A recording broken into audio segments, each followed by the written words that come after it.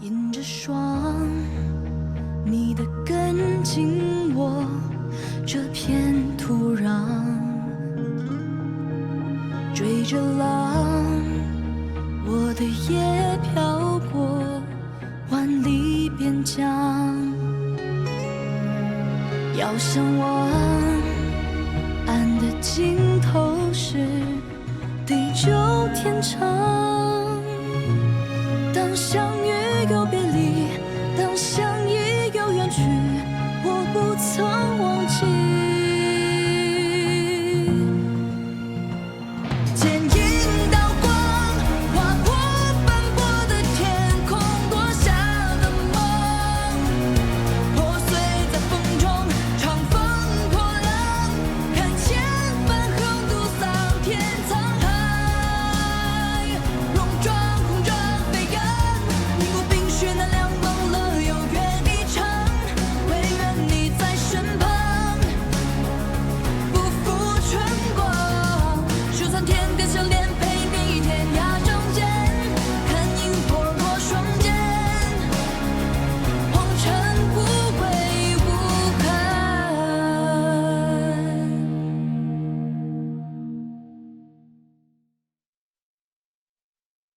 你觉得这样真的能劝动秦王吗？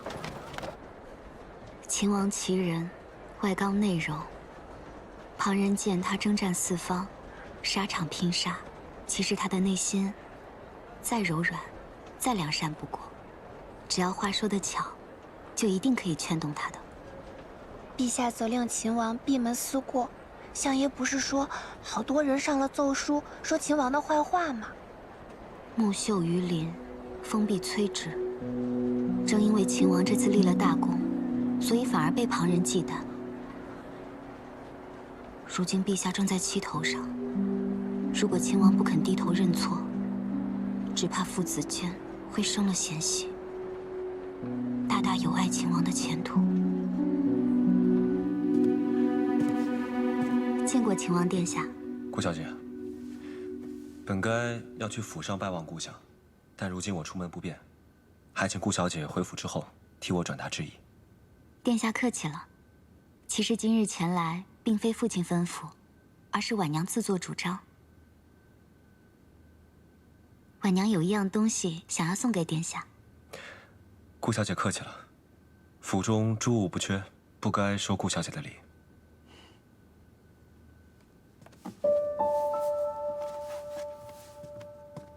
此为婉娘亲手所绣。婉娘访遍京中故人，幸得有数人曾见过秦王殿下的生母刘娘娘的音容相貌，我就按照他们描述的，绣了这幅刘娘娘的画像。绣好之后，我给认识刘娘娘的人看了，他们都说很像呢。殿下，我们小姐寻了好久，好容易找到几位曾经见过刘娘娘的人，又问了他们好久，问得可仔细了。再起了草稿，白天黑夜的埋头绣啊绣的，熬得眼睛都红了，终于将这幅绣像赶出来了。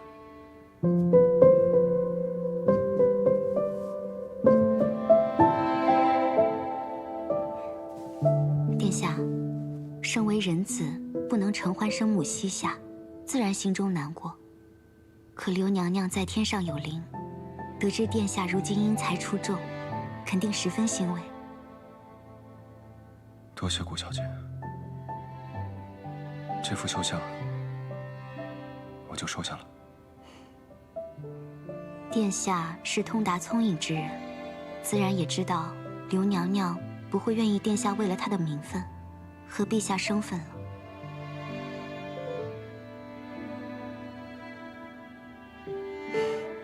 殿下，你看，这幅绣像我用了金线和银线。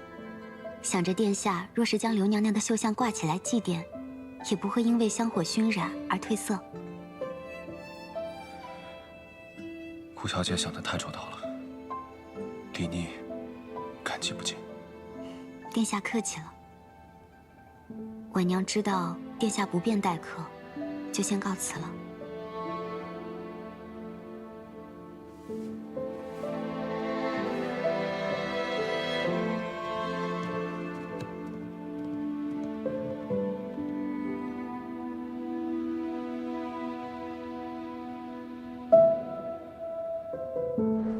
小姐，你不是说要劝秦王跟陛下认错的吗？怎么后来又不说了，还这么快就告辞走了？原是我想错了。秦王将追封生母一事看得慎重。刚才我观秦王神色，如果我继续劝他，反倒惹他不快了。再说，他收下了刘娘娘的绣像，此后每次看到绣像，必然会对我有所感念。既然如此，不如早早告辞了。秦王真的不想再当秦王了？那陛下还要再罚他吗？人中龙凤，必不会堕于泥沼之中。秦王这样的人物，什么小人都只能困扰他一时，绝不可能困扰他一世。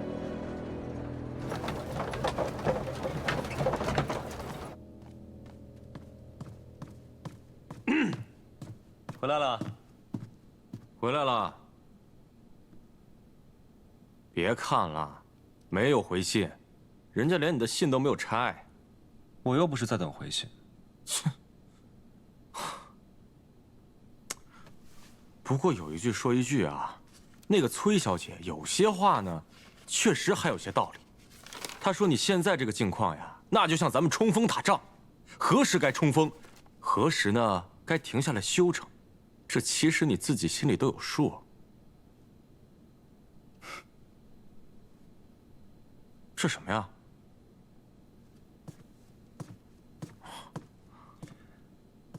那是我娘的绣像，据说与她本人一般无二，我都没见过她。那这幅绣像绣得真的很好，简直是栩栩如生啊！是啊，顾小姐送来的，说她绣了很久。顾小姐送的？看来这个顾小姐对你很有心啊。失气了啊，她是不是对你有意？我与她压根儿就不是一类人，各花入各眼。我呢，还是喜欢崔小姐。那崔小姐，人连信都没看。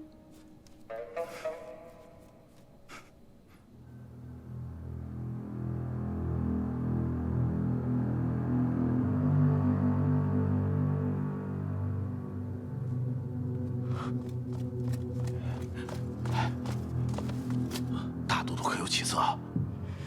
医师以秘药辅以针灸解毒，说毒素已经被拔得七七八八了，这毒甚是绵长凶险。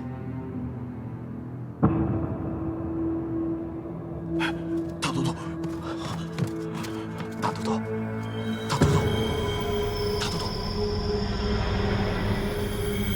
当初我答应秦王，如果他承诺保太孙平安，或太孙继位，我就想法子毒杀孙敬。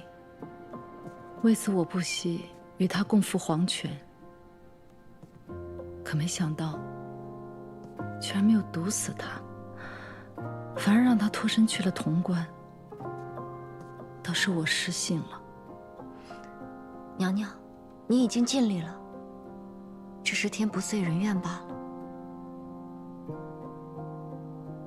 秦王昨日来信，说孙敬虽战败，但威胁尚在，万事还是谨慎为上啊。你快写信给韩将军，让太孙暂且还是不要暴露行踪才好。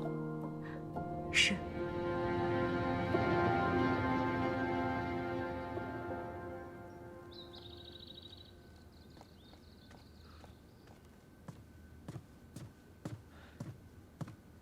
殿下，萧妃娘娘传讯来了。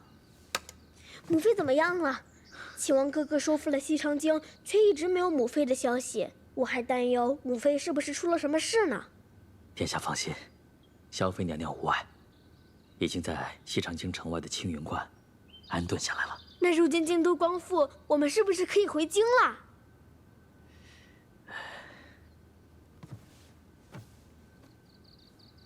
殿下，萧妃娘娘传讯来，就是叫咱们暂且忍耐。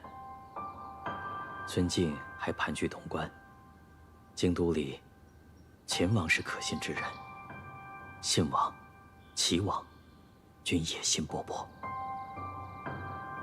娘娘，让我们继续小心藏匿，只怕还有各方欲对殿下您不利呀。我知道了。信王要领镇西军去常州。是啊，今天在朝中，父亲刚说让我领兵去常州，阻击孙敬造反百越的兵马，信王就立时自荐领兵，还有几个迂腐文臣跟在后面说，我朝自建制以来都是由亲王任行军大总管，现在这个局面由信王领兵最为稳妥。这不是胡闹吗？他洛阳是怎么丢的？让他去领兵，岂不是让我们镇西军白白送死？哼，就这，还拉着齐王一起呢，说齐王智勇可以帮衬，到最后连陛下都要被说动。陛下下旨了？还没有正式下诏到中书省，但是陛下的意思现在已经很明显了，就是让信王领行军大总管，齐王任大将军，我为前锋，调镇西军全部3军前往常州。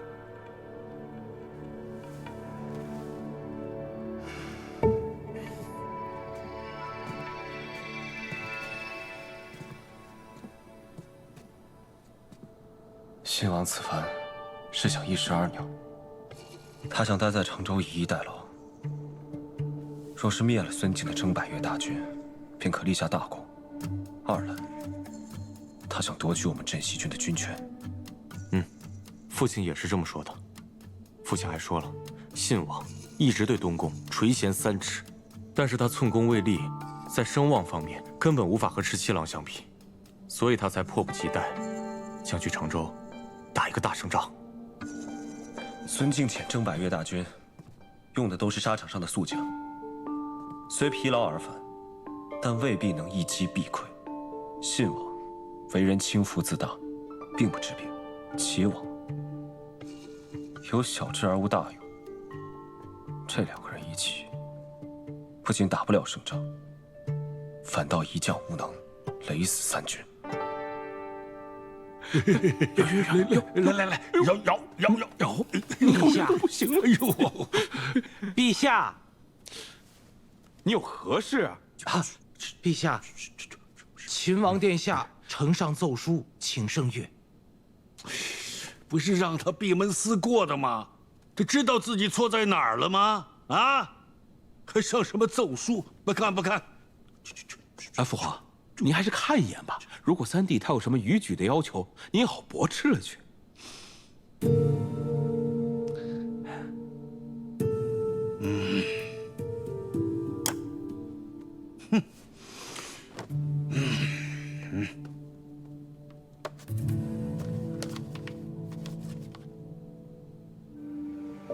儿臣夙夜忧叹，寝不安息，恐以追封一事，渐难于父皇。斯人已逝，为人子者，生世敬爱，死时哀戚，敏感于内。朝中同僚为儿臣谏言，感怀孝道，其情可悯。然先母追封为昭仪，为礼法所致，儿臣不敢逾矩，由父皇决断即可。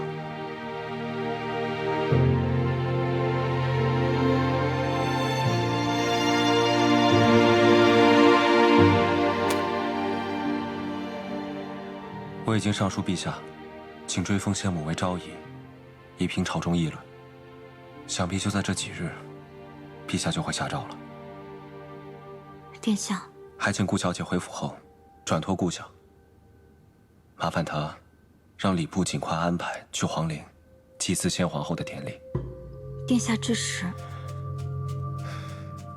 只有中宫嫡子身份，才能主持这个典礼。想必信王并不愿意错过以嫡子身份去主持祭祀之事。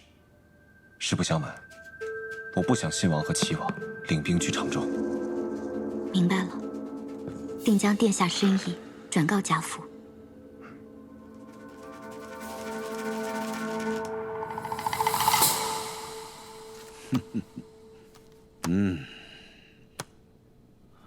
父皇，三弟在奏书上都说了些什么？他说他不想为难朕，特意请求追封他的生母为昭仪。当初三弟为了追封之事，连秦王都不想做了，还当朝让父皇您难堪。如今怎么又突然上书认错了？所以啊，必须得下旨好好申斥。你看看，叫他闭门思过几日，他想明白了。三弟也可能就是嘴上说的好听，他心里还是在怨恨父皇。既然他已经认错了，我觉得还是追封刘氏为贤妃吧。毕竟你和莱儿的母亲都追封皇后了，那些大臣们说的也有道理。我就你们3个儿子，唯独他母亲被追封为昭仪，的确有些不妥呀。三弟偏偏在这个时候上奏书，我看就是想要领兵去常州。如果他一认错，父皇您就让他领兵，这未免也太过骄纵了。这怎么能让他以后畏惧父皇您的威仪呀？放心吧，既然闭门思过有用，那就让他再闭门思过一段日子。小魏，秦王都已经闭门思过这么久了，怎么突然才想起来要看他？他上书给皇帝，奏请追封生母为昭仪，但礼部成了皇帝的旨意，最终追封为贤妃。此事已成定局了。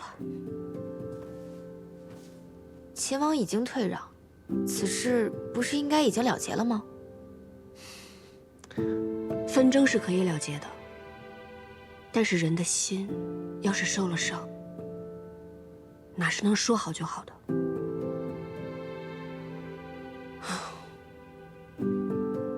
我得去看看他。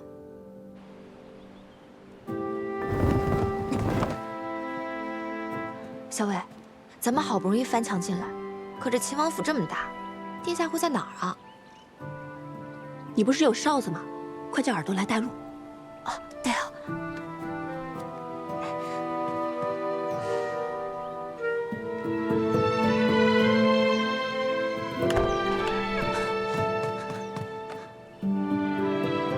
哎，桃子，何校尉，你们怎么来了？快带我们家校尉去见秦王。好，跟我来。走。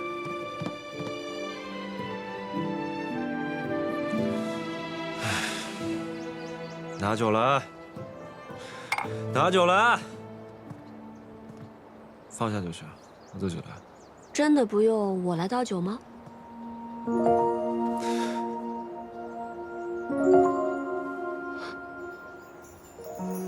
一人独酌，未免伤神。我陪你啊。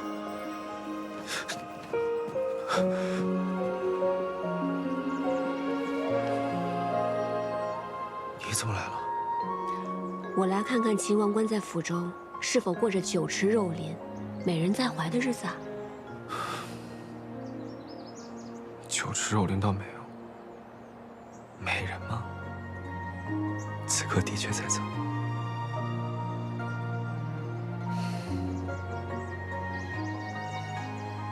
十七郎，你还好吗？不怎么好。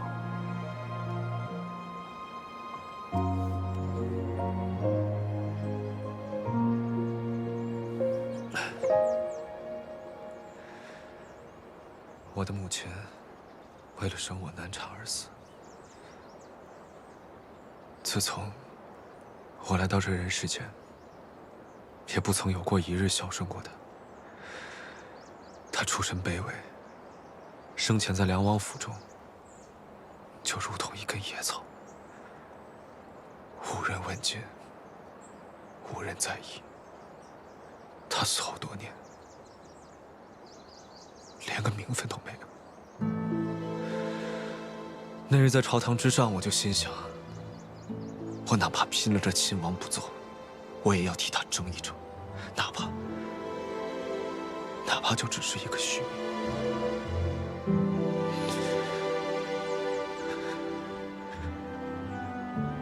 可就这么一个虚名，他们都不肯给的。父皇什么都不肯给的。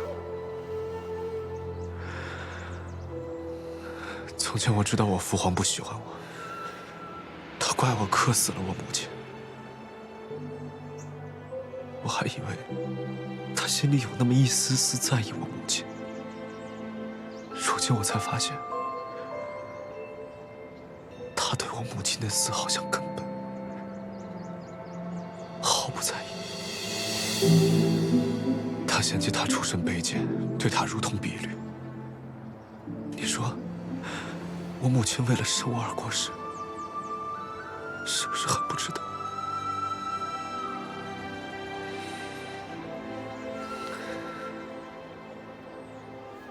我娘为了生我，也吃了不少苦。据说当年，她喝过的药渣，都能堆起一座小山。但我娘在世的时候，经常说，她觉得这辈子最值得的事情，就是把我生下来。十七郎，什么恶月生恶子？这都是糊涂人才说出的混账话。你娘辛辛苦苦把你带到人世间，才不想看到你现在这样自怨自艾，而是希望你可以潇洒恣意的活着。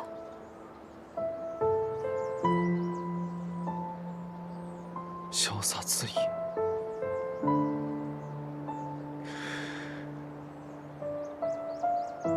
潇洒恣意。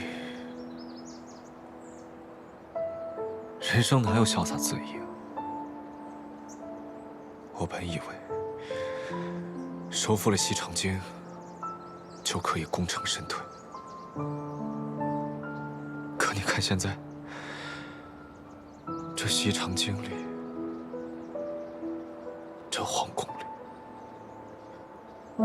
这秦王府，殿宇重重，勾心斗角，天罗地网。我呢？我连一件小事都做不到。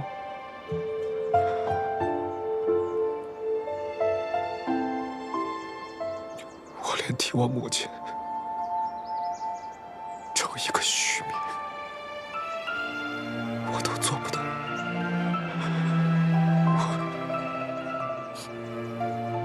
我不知道我还能做些什么。我觉得我好没用。我觉得我好没用。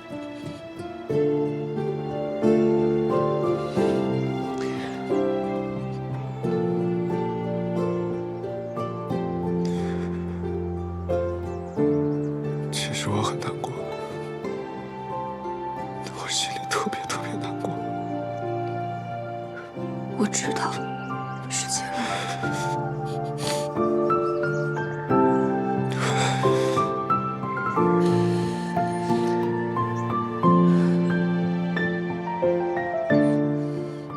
其实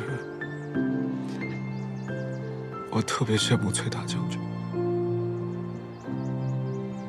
为什么？因为他可以一直陪着你。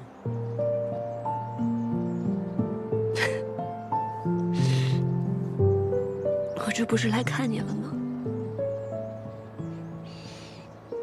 可你待会儿就要走了。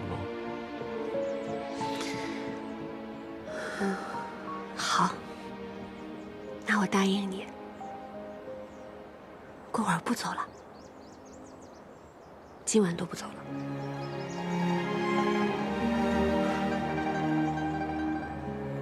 真的吗？真的。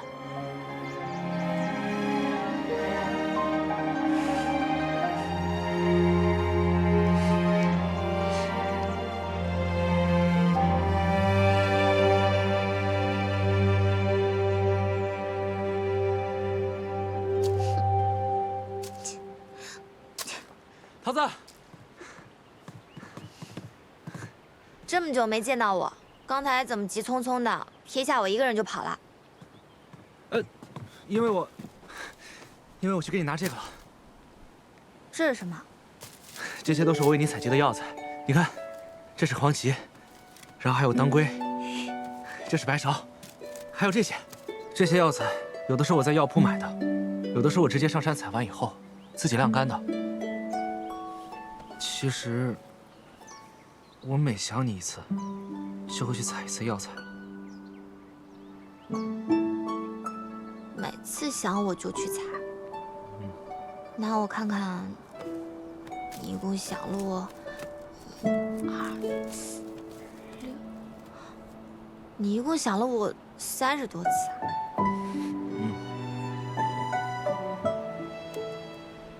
那，你以后要是想我的话，可以来看我嘛，也可以像秦王和校尉那样，给我写信啊。真的吗？当然是真的了。那桃子，你这么长时间有没有想我？那你猜猜喽。我猜，你肯定想过我。你凭什么那么笃定啊？因为如果你不想我的话，你就不会叫我去看你，也不会叫我像17郎一样去给你写信了。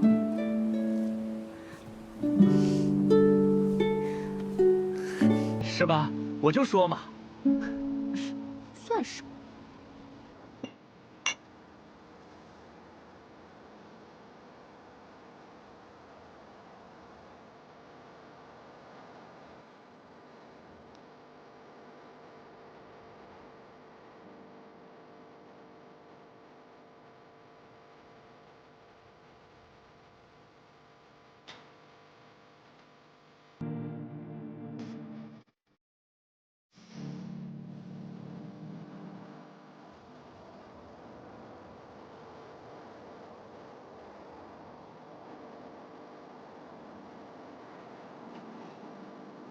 17郎，夜深了，我该走了。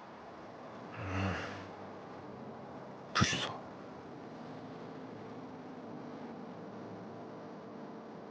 17郎，再换一座城池，我就放你走。殿下如想要，这天下皆是殿下的囊中之物，又何须用我去换呢？我不想要天下，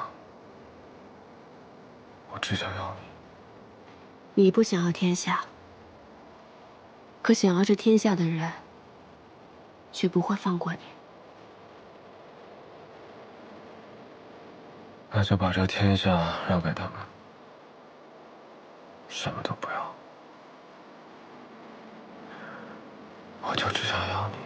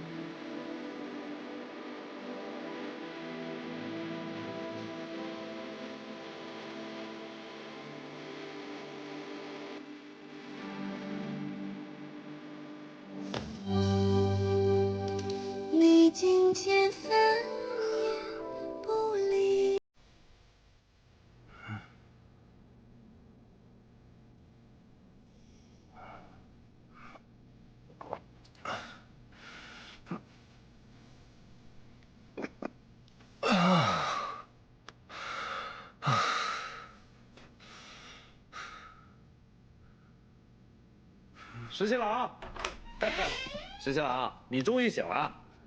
现在什么时辰了？都过了50了。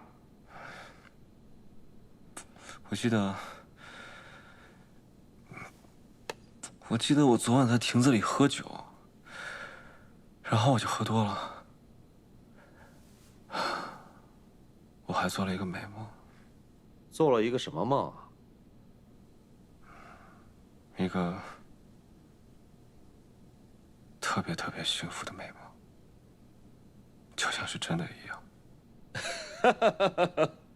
你一定是梦到何校尉了。哎呀，这哪来的何校尉啊？我看你啊是得了相思病，病入膏肓了。昨天晚上明明是你自己在这儿喝闷酒，我要陪你喝，你还把我赶走了。是。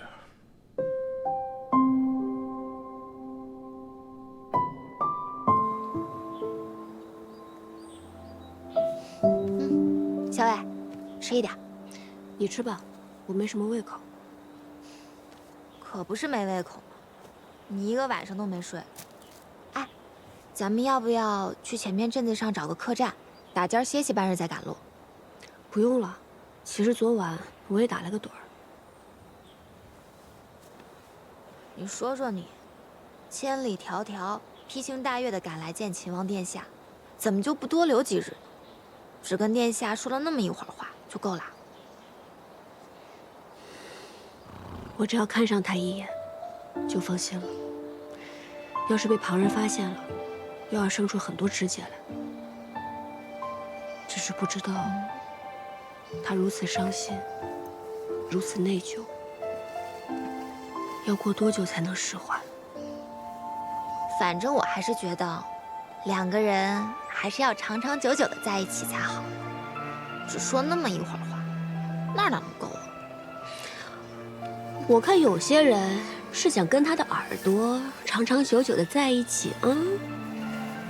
小魏，不过你还真别说，我才离开他那么一会儿，我真的就想他了。你呢？你想不想秦王殿下？确实，一日不见，如隔三秋。就是嘛。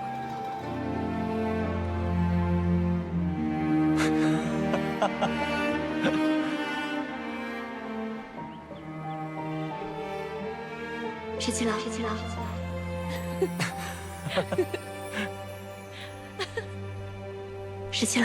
七郎。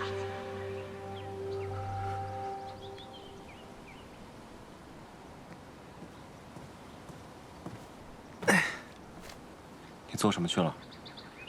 昨天桃子不是来了吗？她说她想吃干果，所以我早上就买了一些，正准备找人给她送过去呢。昨天桃子来了？对啊，她跟何校尉一起来的。哎呀，也不知道她现在走到哪儿了，有没有打尖吃饭？月光之间，你的誓言落在心间，对我说着你的永远。他们什么时候走的？天不亮就走了。何校尉说不好让看守的羽林卫看到，所以他们天不亮就翻墙走了。我要去见他。啊？我有好多话要跟他说。哎，十七郎，可是陛下下旨说让你闭门思过，你这样不就抗旨了吗？那又如何？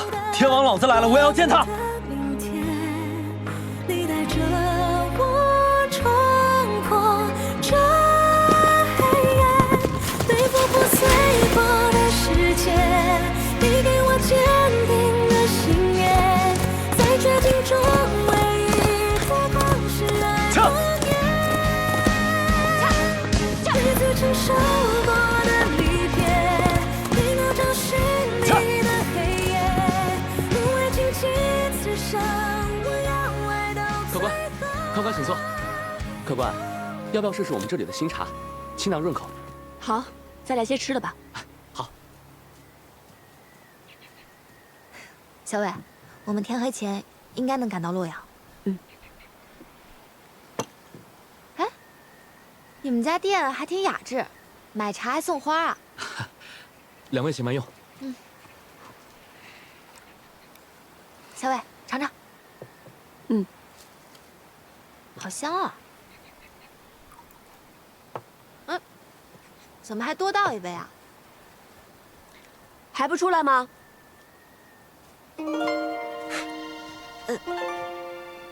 这里好挤啊！哎呀，你怎么来了？就是想来看看你啊。昨天晚上还没看够吗？昨晚呢，醉眼朦胧没有看清楚，辛苦了，这么远跑来看我，让你奔波劳累。心甘情愿，不觉得辛苦。过些时，我也一定会去看你。殿下出此言，不怕被误会吗？还以为你要带着兵来收回洛阳呢。我阿爹可是一直想着要跟秦王殿下在战场上一决高下，难道你要给他这样的机会啊？他若派你为前锋的话，那我8成要输，到时候束手就擒，难免会有些狼狈。你要手下留情。殿下放心，你若是真有危难，我定会出手相助的。好，得君一诺，敏感五内。但是秦王殿下实在是太勇武了，切不要给我这样的机会哦。借你吉言。那这样你就永远欠我一个人情，还也还不清啊。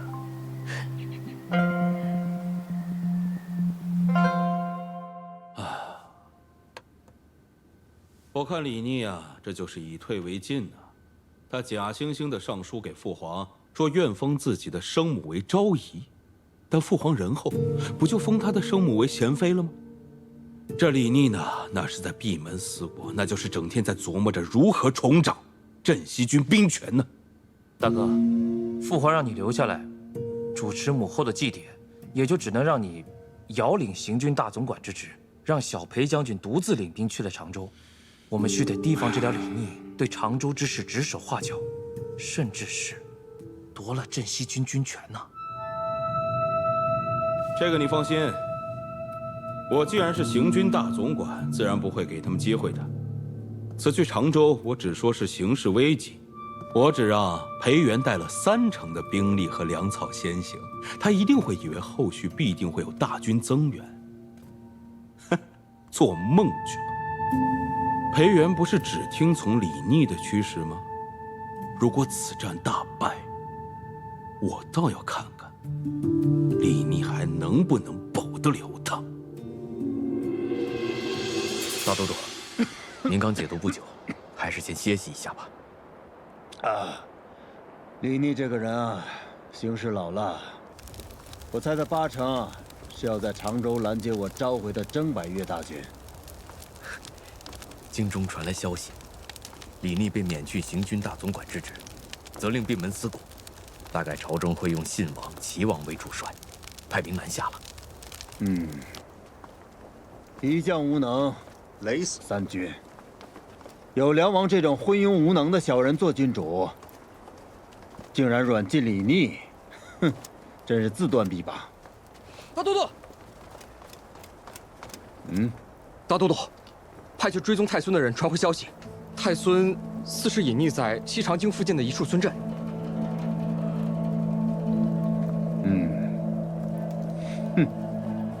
传令下去，生擒太孙，其余人格杀勿论。是。唉，真是时也运也，天命在此，天助我也。哈哈哈哈哈哈！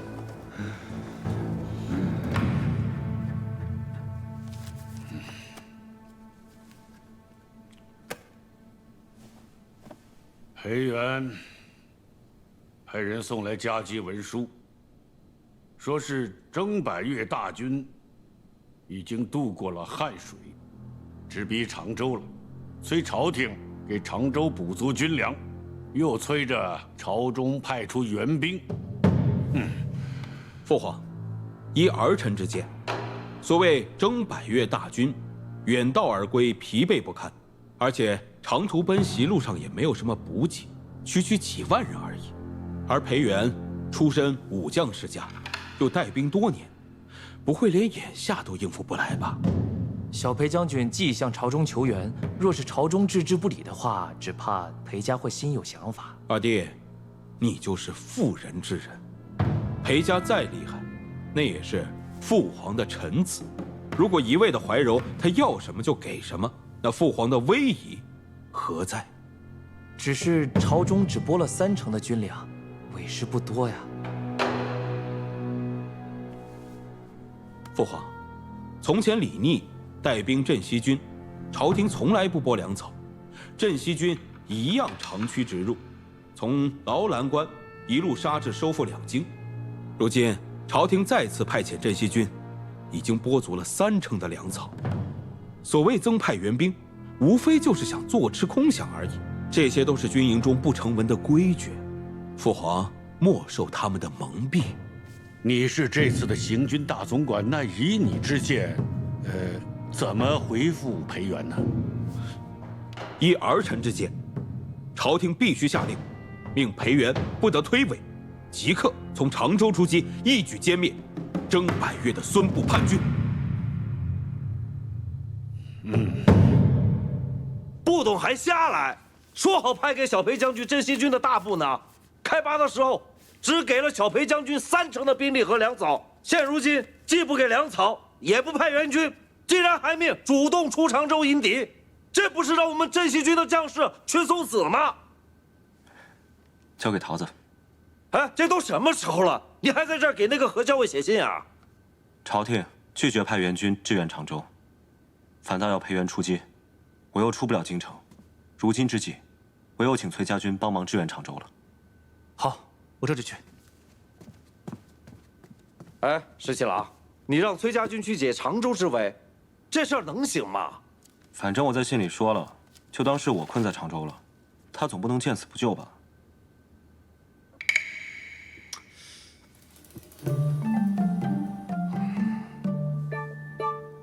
你看什么？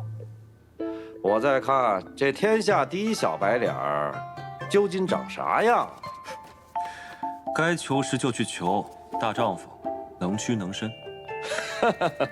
要是能用一封信解常州之围，哎，这软饭吃的真是前无古人后无来者。嘿嘿，不敢当，不敢当啊。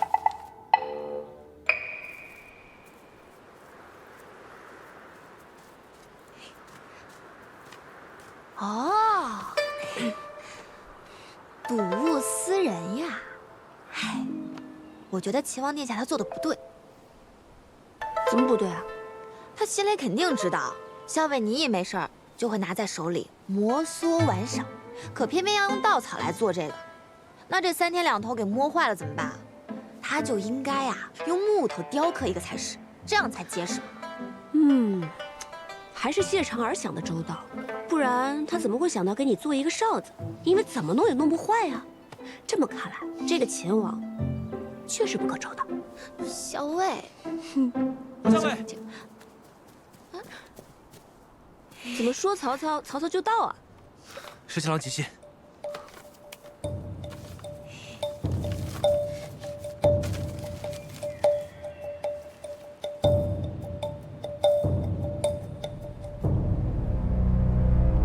陛下，陛下，常州急报！如何了？小裴将军奉旨出击，苦战2日1夜后寡不敌众，被孙部叛军围堵，镇西军食不存酒，小裴将军身负重伤。那常州城呢？平凉大将军崔乙带着崔家军赶到，一举歼灭了孙部叛军。小裴将军趁机带着残存的镇西军渡河，扎营在常州100里之外。但是，崔乙带着崔家军进了常州城。什么？崔乙占了常州城？父皇，常州乃是军事要冲，不论是落到孙敬手上，还是落到崔乙手上，对我们都是大大的不利呀。父皇，裴元丢了常州城，此罪当诛啊！大哥，现在不是论罪的时候吧？常州城是被裴元弄丢的，怎么就不能追究了呢？当日，父皇拒绝了小裴将军的求援，裴宪大将军亲自入宫，分说请求父皇增派镇西军主力。但是大哥，你当时说，小裴将军是未战，有意避战，后来3道旨意送到常州，迫他出战。如今常州已失，这个时候如果再定罪于小裴将军的话，只怕裴家会不答应吧。快想想办法！崔姨那个沙胚，上次抢了东都，这次又抢了常州，再这么下去，朕这个皇帝做的还有什么意思？还有什么脸面呢？父皇，儿臣心中倒想保荐一人，若此人能够领兵出征的话，定能收复常州。是谁？臣保荐三弟。不可，李逆正在闭门思过，怎可以带兵呢？三弟自幼能征善战，况且他与孙敬诸部和崔家军都交战过，尚无败绩。况且这满朝文武之中，只有三弟与裴家素来都十分密切。若此时让三弟领兵常州的话，也许能够打消裴家的不满，重振军心。李逆骄逸狂妄，此前种种的悖逆言行，难道就这么算了吗？那此刻还有谁能领兵出征呢？如此危境，难道要大哥亲自出征吗？大哥乃是父皇的嫡长子，就算是父皇首肯，那满朝文武也不可能让大哥以身犯险去领兵啊！哎呀，行了，还是莱儿说的有道理。去传旨，秦王反省慎笃，偃其责罚，即刻率军驰援常州。是。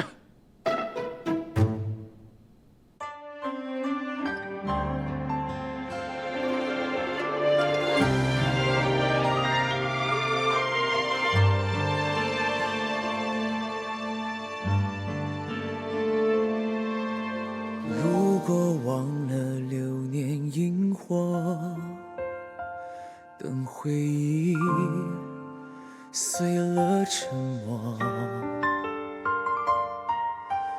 若在你心上的斑驳，那牵扯是我难舍。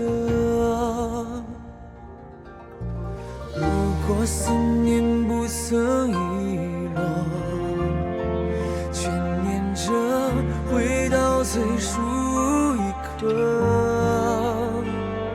宿命曾有过的温热，多想为你留着。如果爱记得我们曾承诺过，从此爱上我也要为你活着，沿着记忆的轮廓，等待是我的执着。